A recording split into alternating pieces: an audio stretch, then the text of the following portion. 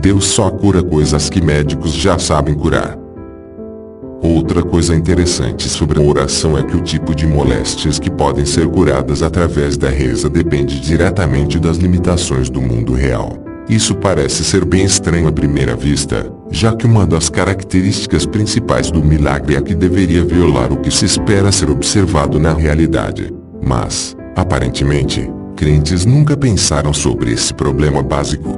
Então, por exemplo, curas divinas procuradas pelos evangélicos sempre são de coisas curáveis de outras maneiras, como bronquite, dor de cabeça, ou até mesmo câncer. Você nunca vê alguém querendo uma solução para doenças genéticas como síndrome de Down.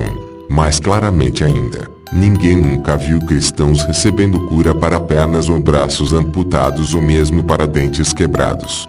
Tudo isso aí que poderia requerer um milagre de verdade não faz parte do arsenal de curas pregadas pelas igrejas porque é simplesmente impossível.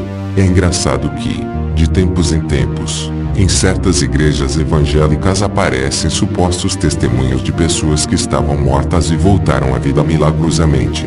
Tais milagres são apontados como prova de que Deus faz coisas impossíveis. É revelador observar, porém, que tais relatos são geralmente de pessoas que dizem que estavam no hospital e morreram e que alguns minutos ou horas depois voltaram à vida.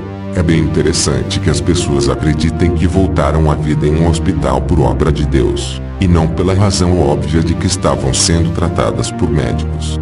Quando a pessoa, por exemplo, tem um ataque cardíaco, seu coração para de funcionar por alguns segundos e depois volta à vida porque recebeu tratamentos médicos, não porque uma entidade divina os tenha salvo. Em todas essas situações, fica bem claro que a chamada cura espiritual não passa de um exercício de projetar como sendo divinas as curas que acontecem na verdade devido à ciência, e em alguns casos simplesmente devido à capacidade natural de recuperação do corpo humano, o que acontece tanto para crentes como para incrédulos. O Deus dos religiosos nunca foi capaz de curar ninguém que já não se saiba que pôde ser curado de uma forma ou de outra. Entretanto, isso vai claramente contra as promessas feitas no Novo Testamento. Segundo a lenda, Jesus teria dito que tudo aquilo que pedires em meu nome, tendo fé, recebereis. Mateus 21:22.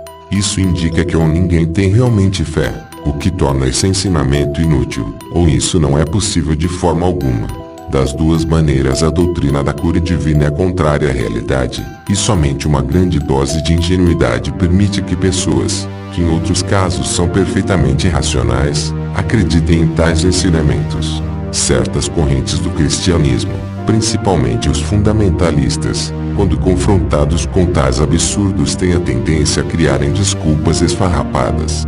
Uma delas é a de que os milagres eram sinais necessários naquela época, mas não hoje em dia, já que possuímos tecnologia adequada para tratamento.